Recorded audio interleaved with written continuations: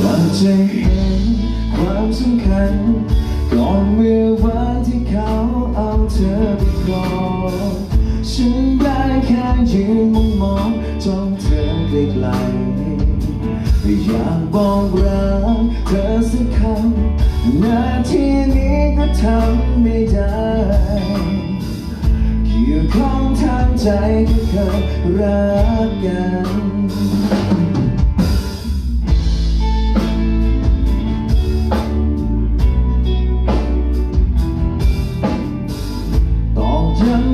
ความเป็นเราจบลงเพราะฉันไม่มีเธออยู่ข้างๆลมแรงกว้างซะจนใจสั่นผ่านทุกคืนวันด้วยความปวดร้าวมีสิทธิ์แค่คิดถึงเสมอคนมีสิทธิ์ขอเธอวันนี้มีแต่เขามีสิทธิ์เพียงแค่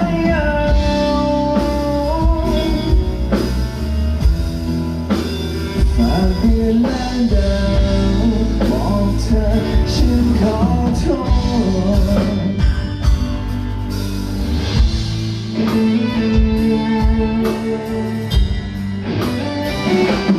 ไม่มีแล้วครั้งเราจากวันนี้เขาเป็นคนในใจยิ่งเห็นเขาดีเพียงใดยิ่งอายเท่านั้นรูปถ่ายเราหยิบขึ้นมานอนดูหน้าของเธอทุ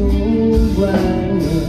คนรักที่ฉันไม่มีสิทธิ์แล้ว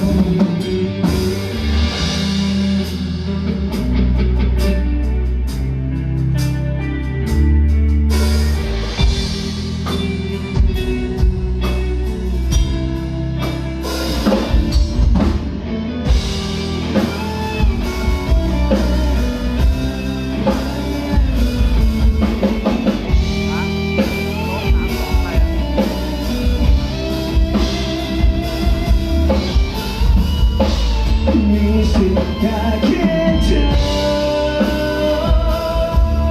เสมอคนมีสิทธิ์กอดเธอวันนี้มีแต่เขามีสิทธิ์เพียงแค่เงาฝากเดือนและดาวบอกเธอให้ฉันที่มีสิทธิ์แค่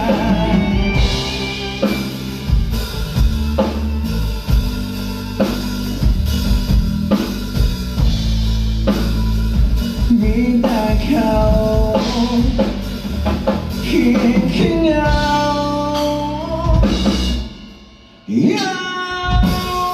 ฝากเดือนและดาวบอกเธอฉันขอโทษมีสิทธิ์เพียงแค่เงา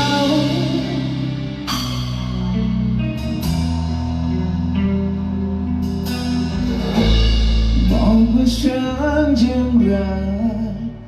เธอเฮ้เฮ้อ๋อเฮ้เฮ้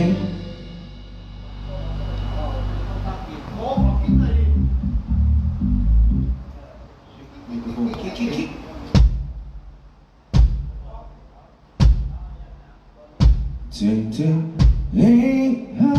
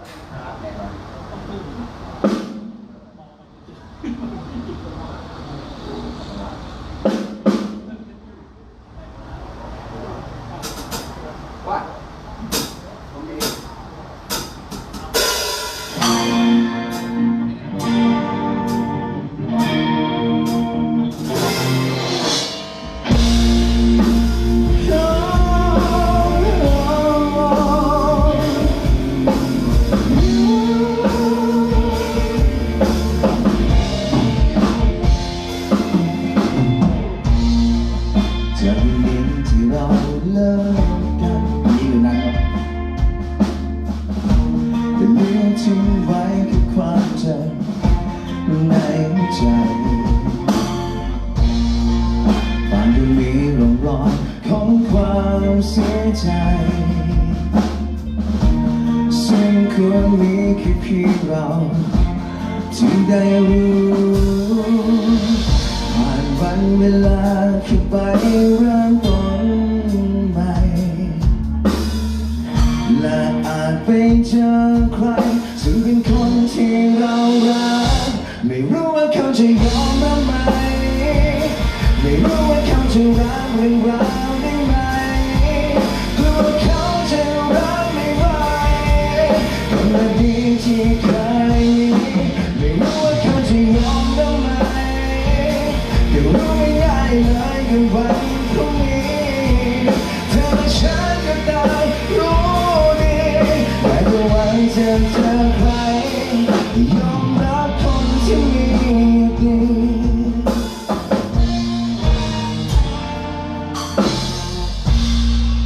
ไม่มีทางที่จะรู้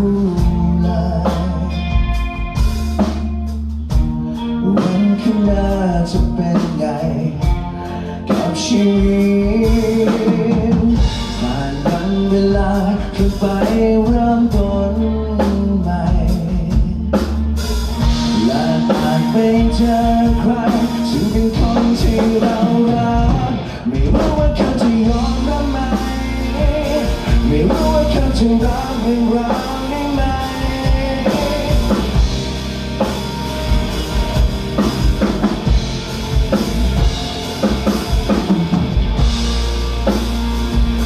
ไม่รู้มันง่ายเลยกับวันพรุ่งนี้เธอและฉันก็ต่างรู้ดีแต่ก็หวังจะเจอใครยอมรับคนที่มีดี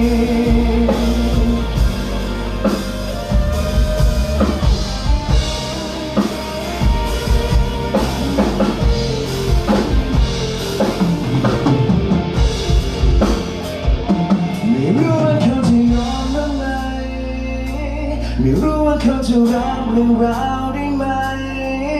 กลัวเขาจะรับไม่ไหวจะไม่ดีที่ใครไม่รู้ว่าเขาจะยอมรับไหม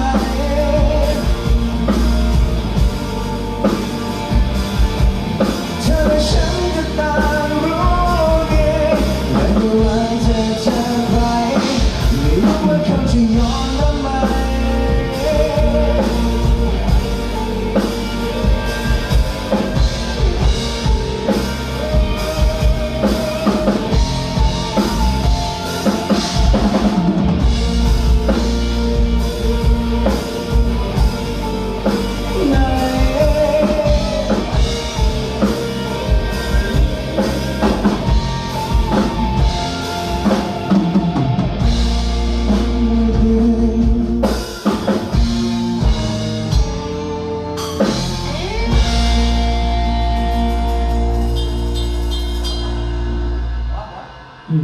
ชิ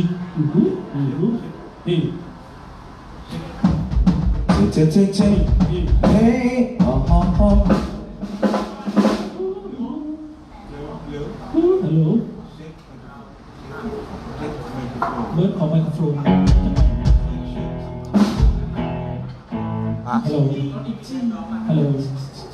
ทำงานไม่ได้เลยอาทิตย์นี้ก่อนเฮ้ยพอ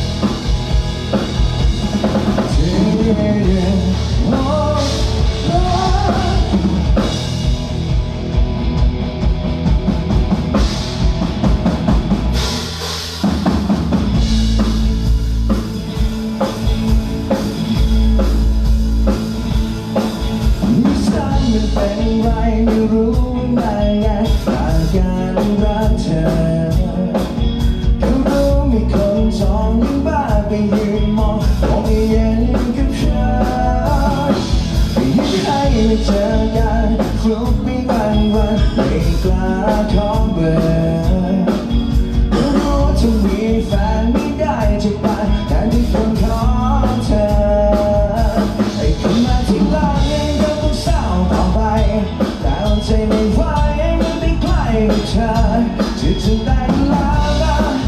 เธอรักนี้ไม่ได้บอกเธอเหมือนว่าไม่มีเธอของแอบมองอยู่ทุกวันเป็นลมจะแปรฉันได้ทั้งที่รู้ด้วยก็น่ารักดูใจนั้นไม่เคยเป็นเหมือนว่าไม่มีเธอของแอบมองเช้าเย็นก็รู้ว่าคงทำได้แค่เธอนี้แค่เพื่อเธอคิดถึงและนอนฝันดีไม่ตั้งจะเกเรคิดไปมองไม่อยากฝันของใครนี่ก็แค่เป็นอาการที่นานๆจะแอบรักใคร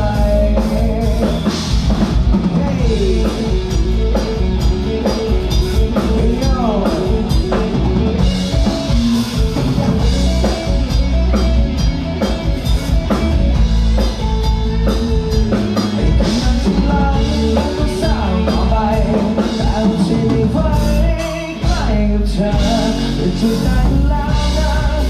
จะรักที่ไม่ได้บอกเธอเรื่องว่าที่มีเธอของแอบมองทุกวันเป็นลมจะพาฉันลาเธอที่รู้ตัวก็น่ารัก